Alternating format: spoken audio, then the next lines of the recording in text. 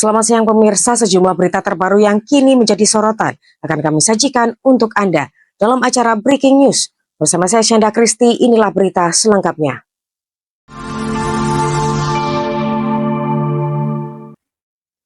Direktur Utama PT Pertamina Simon Aloysius Mantiri memastikan Pertamax, produk BBM dengan Research Octane Number 92 dan produk-produk Pertamina lainnya.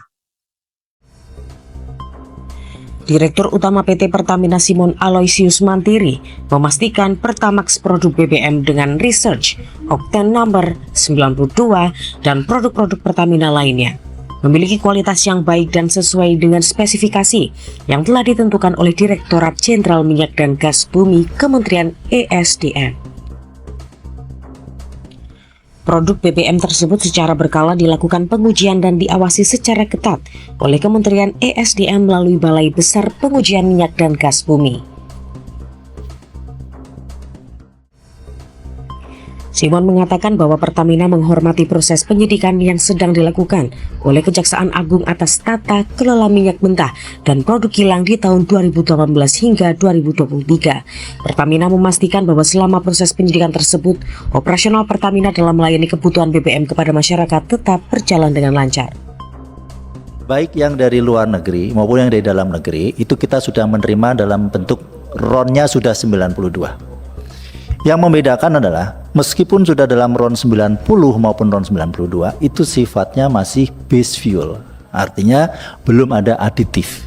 Yang kita terima di Pertamina Patraniaga ya. Jadi Pertamina Patraniaga itu mengelola dari terminal sampai ke SPBU. Sementara yang terminal ke belakang itu untuk kapalnya dari Pertamina International Shipping dan untuk kilang dari Pertamina Kilang Internasional Pertamina.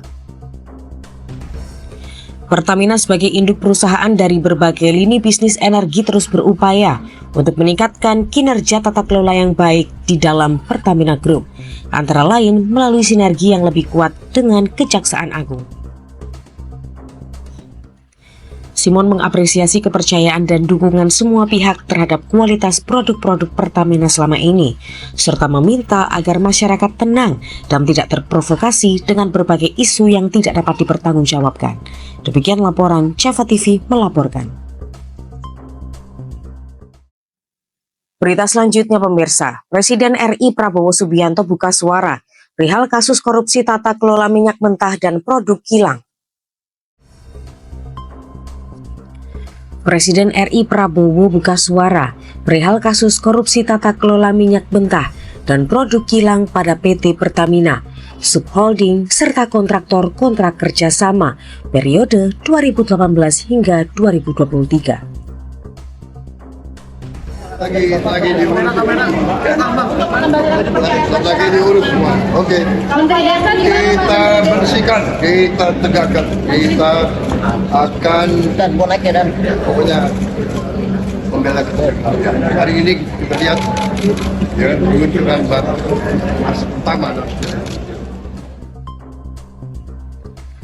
Secara tegas, ia akan membersihkan korupsi yang ada di Indonesia.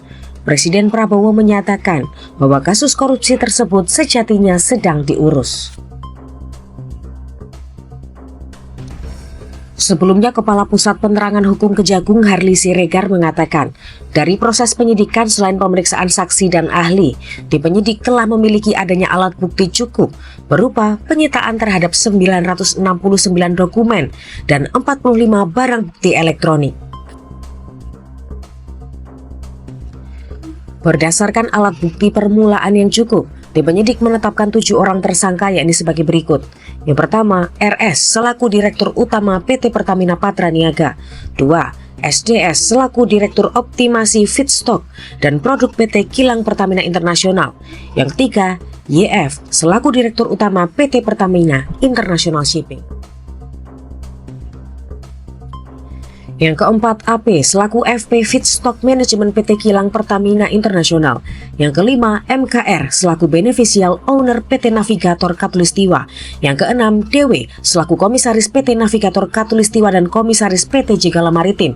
Dan yang ketujuh, GRJ selaku Komisaris PT Jenggala Maritim dan Direktur Utama PT Orbit Terminal Merak. Demikian laporan Java TV melaporkan. Masih di breaking news pemirsa, makanan khas Indonesia yang banyak menggunakan teknik menggoreng mulai dari ayam geprek hingga tahu bulat. Sayangnya, pemerintah harus menggelontorkan biaya kesehatan hingga 230 juta US dollar.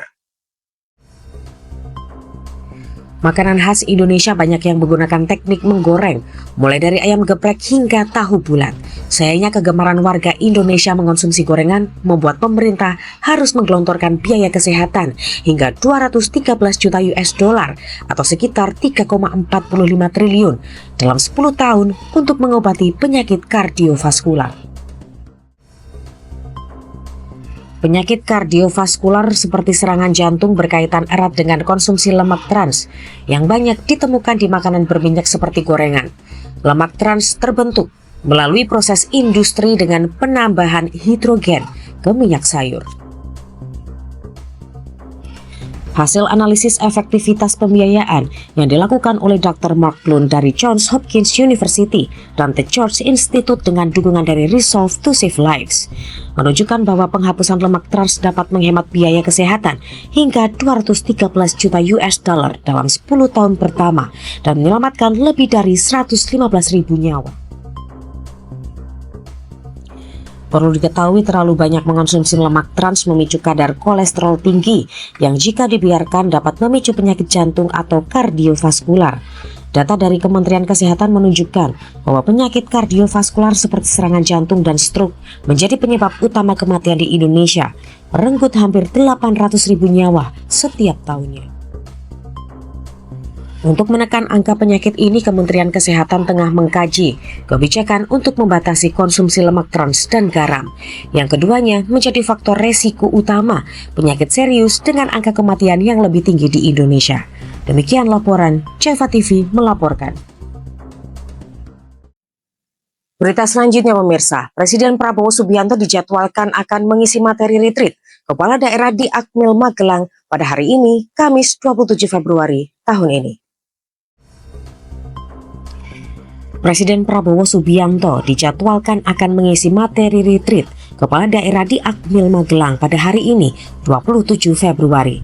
Presiden ke-6 Susilo Bambang Yudhoyono juga direncanakan akan hadir di hari ke-7 ini. Saya akan jumpa saudara di situ dan mudah-mudahan saudara akan kuat di Gembleng. Yang ragu-ragu boleh mundur. Berdasarkan jadwal yang dirilis panitia, SBY bakal mengisi materi pada pukul 2 hingga setengah 4 sore.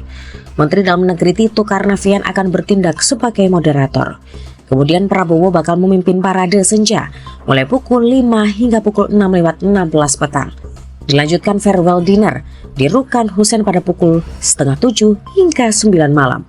Para peserta retreat diminta memakai seragam komponen cadangan saat makan malam. Sehari sebelumnya, Wakil Presiden Gibran Raka Buming Raka telah hadir dalam retreat. Dia tiba di Akmil pada pukul setengah 10 pagi. Jurnalis dilarang memasuki area retreat ketika Gibran menyampaikan materi. Gibran berpesan kepada para kepala daerah agar tak melewatkan arahan yang akan disampaikan Prabowo. Dia meninggalkan komplek Akmil pada pukul 10:45 pagi. Demikian laporan Jeva TV melaporkan. Masih di breaking news pemirsa, kecelakaan hari ini terjadi di kawasan Sudirman, Kebayoran Baru, Jakarta Selatan pada Kamis 27 Februari dini hari. Kecelakaan hari ini terjadi di kawasan Sudirman, Kebayoran Baru, Jakarta Selatan pada Kamis 27 Februari dini hari. Sebuah minibus putih berplat nomor B1733WYV menabrak pagar kantor Kementerian Pendayagunaan Aparatur Negara dan Reformasi Birokrasi. Selain menabrak pagar, minibus juga menghantam pot bunga, pos satpam hingga tiang bendera yang berada di gedung Kemenpan RB. Menurut seorang saksi mata, minibus melaju dari kawasan Senopati tiba-tiba saja menabrak pagar Kemenpan RB. Diduga pengemudi dalam kondisi mengantuk dan kehilangan konsentrasi saat berkendara dalam kondisi ngebut. Tidak ada korban jiwa dalam peristiwa tersebut. Sementara itu, pengemudi minibus dan seorang penumpang mengalami luka ringan dan dibawa ke rumah sakit terdekat. Demikian laporan Java TV melaporkan.